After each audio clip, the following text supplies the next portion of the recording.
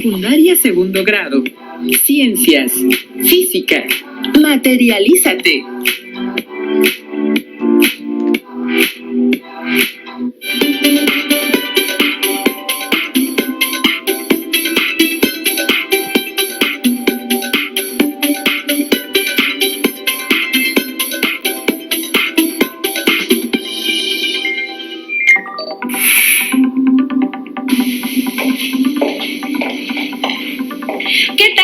Y alumnos de segundo grado de secundaria. Bienvenidas y bienvenidos a esta sesión de Aprende en Casa 2 de la asignatura de Ciencias Física. Yo soy Leslie Mendívil y en esta ocasión nos acompaña el profesor Cosme Antonio Fragoso, quien nos apoyará el día de hoy. Bienvenido, maestro. Gracias. ¿Qué tal? Sean bienvenidas y bienvenidos a esta sesión que lleva por título Materialízate. Soy el profesor Cosme Antonio Fragoso Farías y los acompañaré en esta emisión. Viajemos juntos al sorprendente y maravilloso mundo de la física. El propósito de nuestro programa es explicar las diferencias entre la naturaleza continua y discontinua de la materia. No olviden tener a la mano su cuaderno, libro de texto y lápiz o pluma para que puedan anotar las preguntas que se mencionen, las ideas principales que identifiquen y las dudas que les surjan a lo largo de la sesión.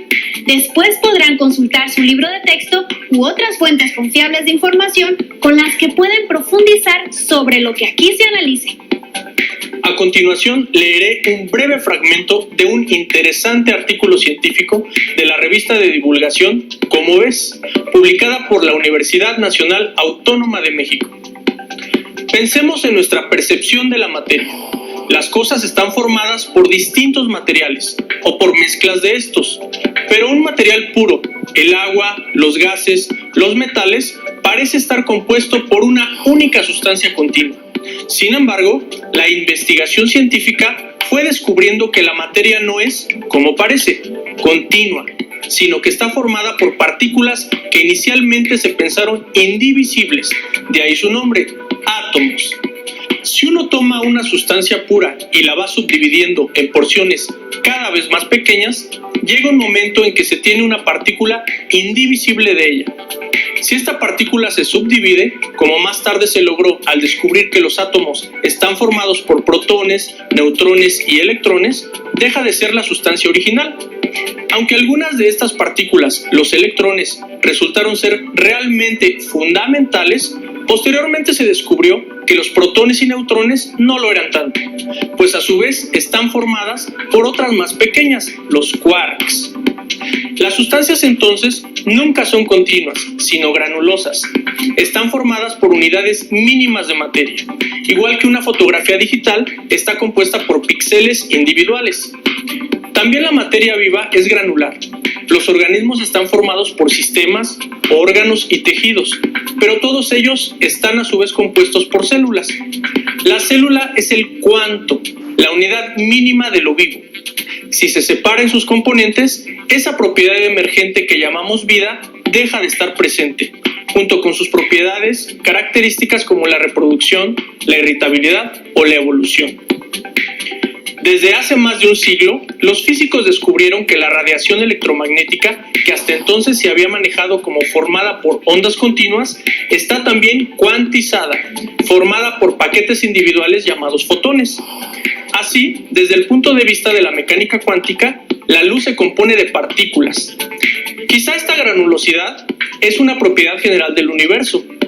Hoy se están estudiando teorías como la de cuerdas, que sugieren que incluso propiedades fundamentales del universo, como el espacio y el tiempo, podrían estar cuantizadas, formadas por unidades mínimas e indivisibles. Comencemos. Maestro, hablemos por favor acerca de la materia de las cosas. Recordemos que la materia es todo lo que ocupa un lugar en el espacio y posee masa. Es importante no confundir masa con peso. El peso depende directamente de la aceleración debida a la gravedad. Para tener un poco más de información sobre lo que es la materia, los invitamos a ver el siguiente video.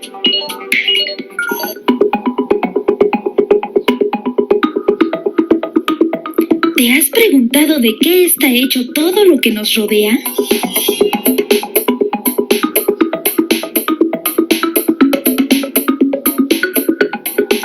en el año 500 antes de nuestra era, en la antigua Grecia, cuando el filósofo Empédocles de Agrigento dio la primera respuesta a la pregunta ¿de qué está hecha la materia? Postuló la teoría de los 4 elementos. Todo está formado por una mezcla de aire, tierra, agua y fuego.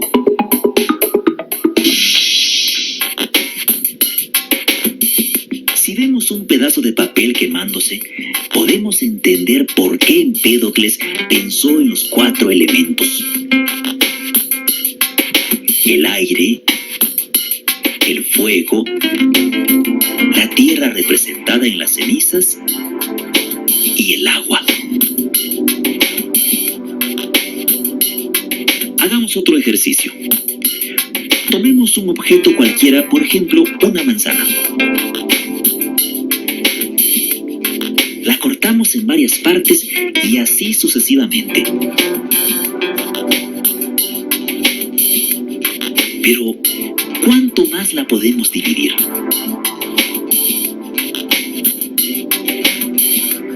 ¿Existirá una parte que ya no se pueda fragmentar?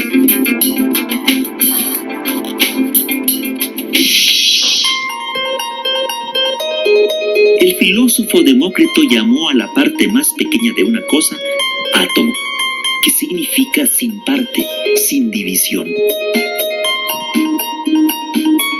Propuso que estas partículas de materia indestructible siempre se encuentran en movimiento y se distinguen entre sí solo por su forma y tamaño.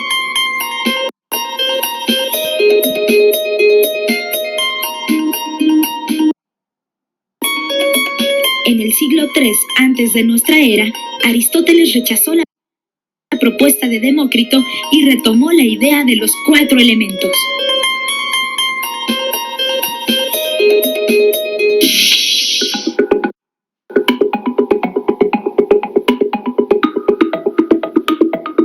Según Aristóteles, la materia estaba constituida de forma continua, es decir, que podía dividirse infinitamente y cada fragmento, por pequeño que fuera, conservaría las características del objeto original. Pasaron más de 2000 años hasta que Dalton propuso un modelo atómico para explicar la constitución de la materia, similar al de Demócrito, pero con bases científicas. Las ideas atomistas griegas son una de las bases del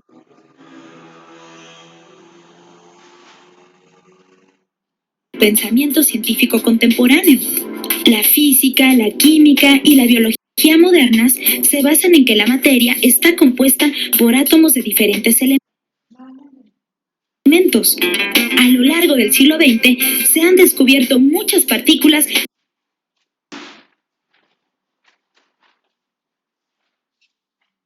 más pequeñas que un átomo.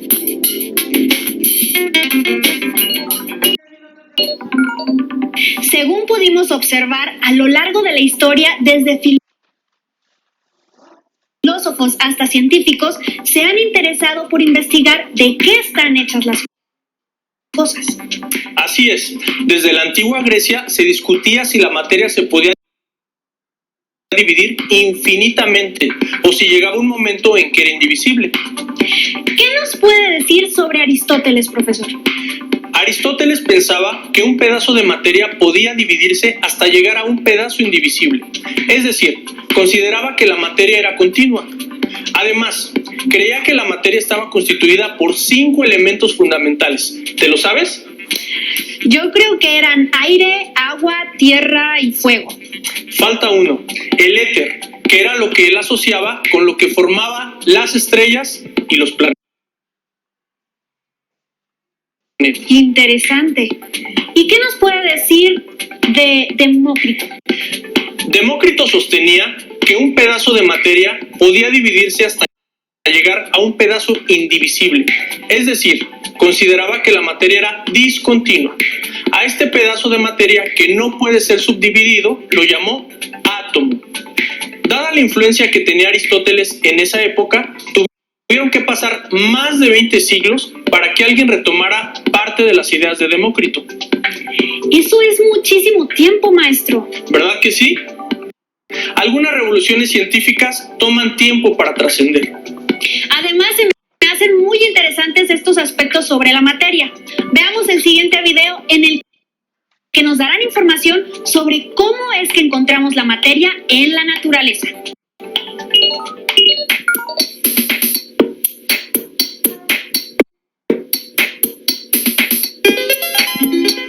Si miramos a nuestro alrededor y tocamos los objetos que nos rodean, podremos asegurar que están hechos de materia.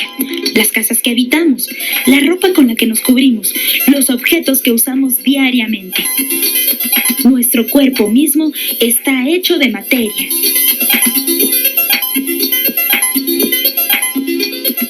Hay cosas que no vemos, como el aire, que también están hechas de materia.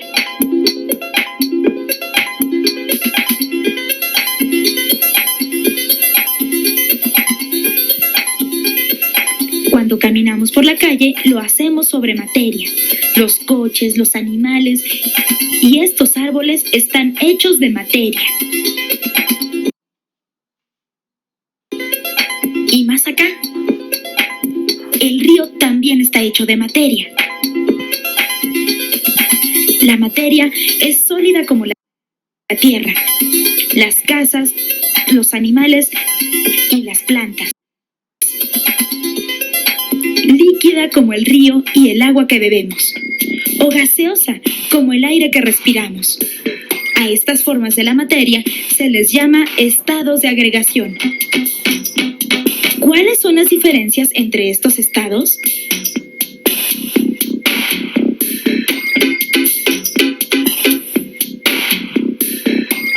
Si tomamos este bote y metemos en él un objeto sólido como esta piedra, no pasa nada. En cambio, si tomamos un líquido y lo metemos a este mismo bote, el líquido toma la forma del recipiente que lo contiene. ¿Y los gases? Si pudiéramos ver dentro de ese tanque de gas, veríamos que el gas ocupa todo el espacio disponible.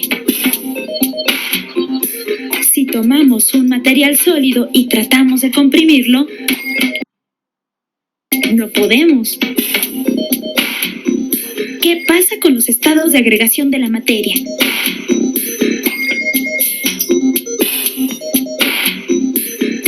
Probemos con esta jeringa para que sea más claro.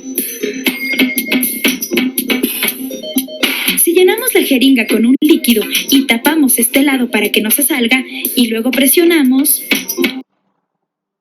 los líquidos no se pueden comprimir. Pero si llenamos la jeringa con un gas,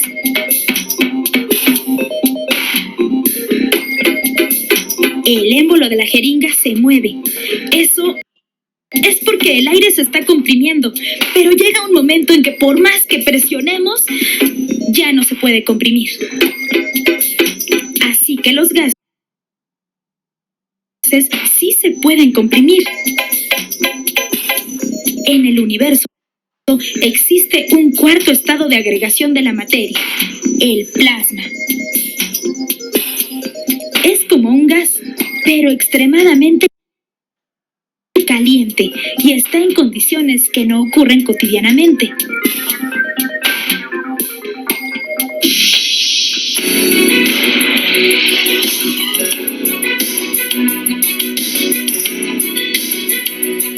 ¿Sabías que la mayor parte de la materia que hay en el universo está en estado de plasma? Dentro del Sol y de todas las estrellas hay materia en estado de plasma.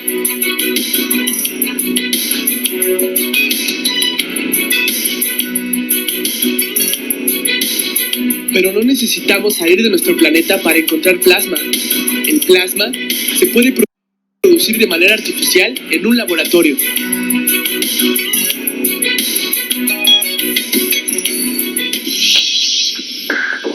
Las diferencias en los estados de agregación se deben a la manera en que están organizadas las partículas de la materia.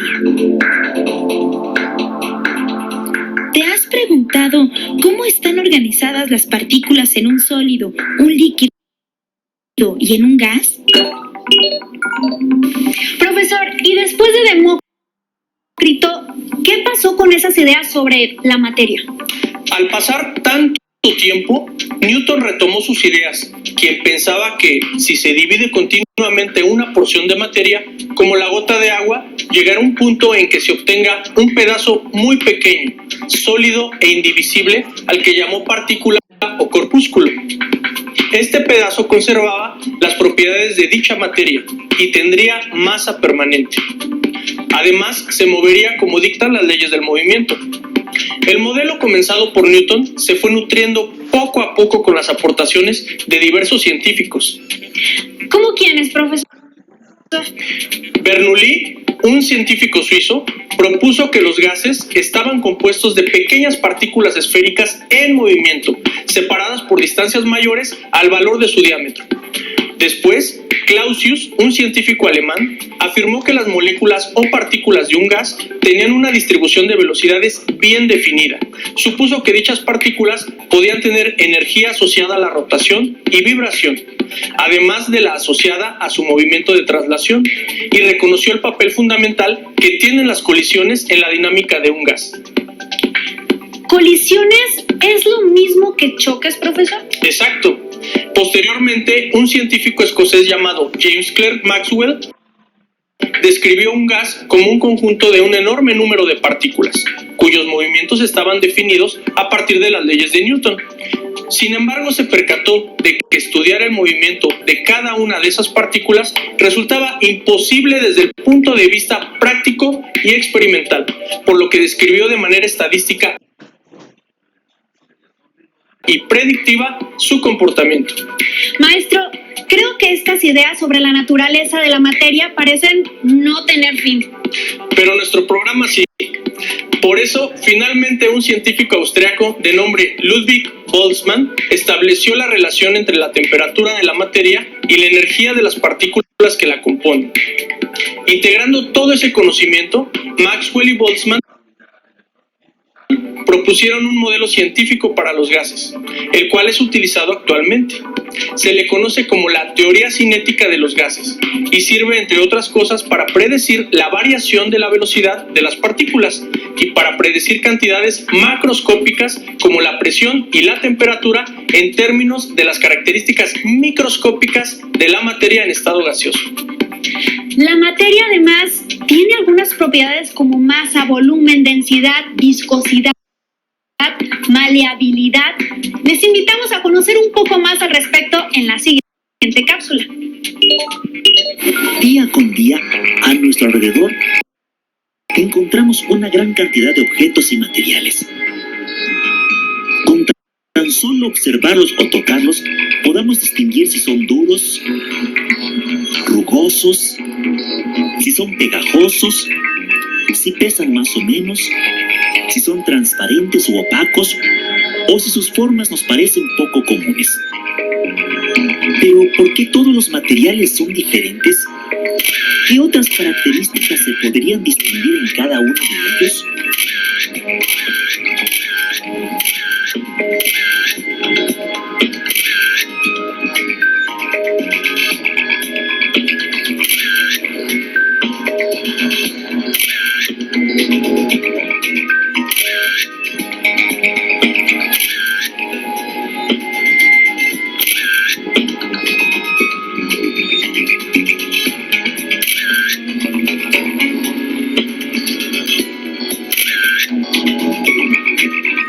Parece que estos chicos han hecho una gran labor de limpieza.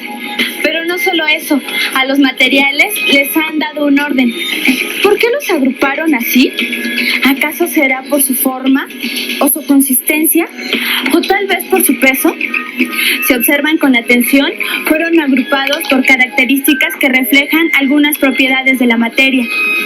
Todos los objetos a nuestro alrededor están hechos de materia, cuya primera definición es todo aquello que ocupa un lugar en el espacio. La masa es una medida de la cantidad de materia que contiene un objeto. No confundamos la masa con el peso, pues este es la fuerza con la que un objeto es atraído por la Tierra. En cualquier estado, ya sea sólido, líquido o gaseoso, los objetos tienen masa y ocupan un volumen.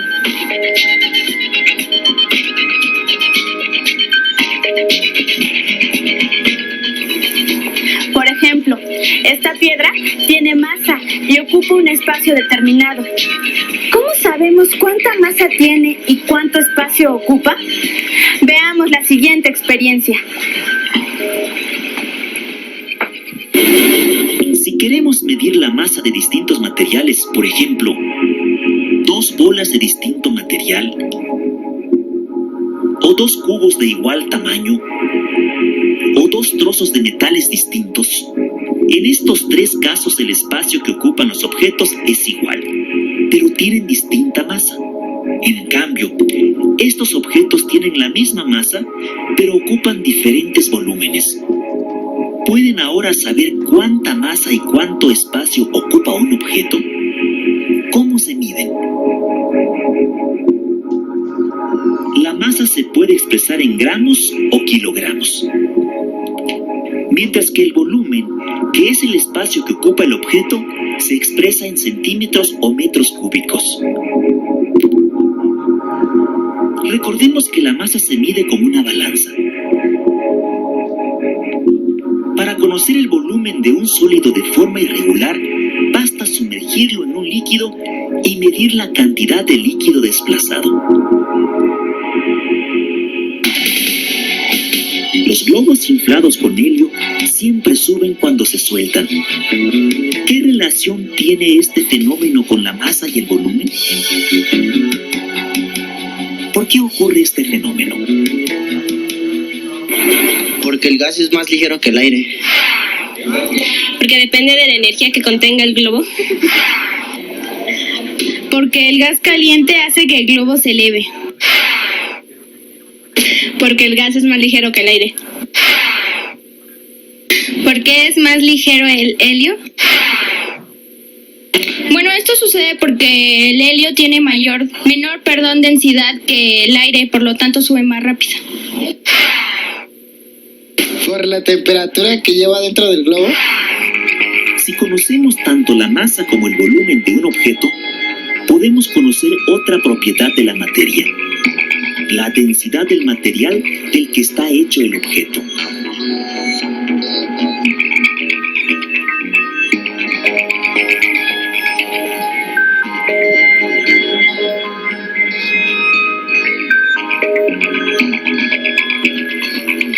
Para conocer la densidad de un material es necesario medir su masa y el volumen que ocupa el objeto.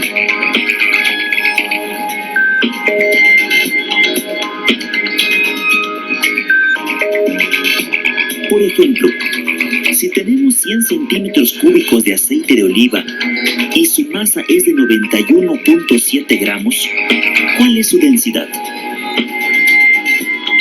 Exacto. Para obtener la densidad dividimos la masa del objeto entre el volumen del mismo. Así obtenemos que la densidad del aceite es de 0.917 gramos por centímetro cúbico. La densidad es una propiedad de la materia que tiene un valor definido para cada sustancia. ¿Podrían identificar cuándo un material es más denso que otro? En el universo hay materia tan densa que una cucharada de ella tiene más masa que toda la Tierra junta. A veces, cuando una estrella muere y agota su combustible, se contrae al grado de que toda su masa se concentra en un volumen equivalente al de una pelota de fútbol. A esos objetos se les llama hoyos negros y se han detectado en regiones de nuestra galaxia. Algunos materiales, como el corcho y la madera, flotan en el agua. Desde los tiempos de Arquímedes, se sabe que un cuerpo flota si su densidad es menor que la del fluido en el que se encuentra. Esta es la razón por la que los globos inflados con helio suben.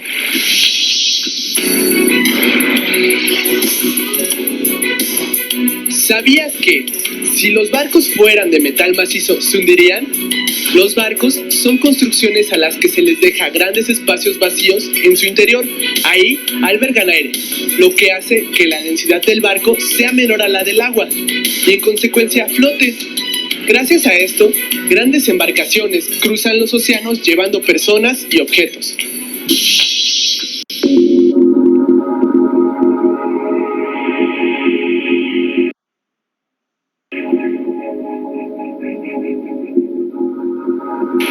Además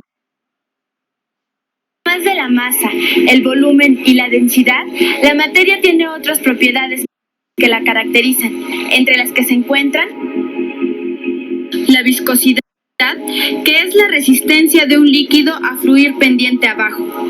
La dureza, en cambio, se refiere a la resistencia que tiene un objeto a ser rayado.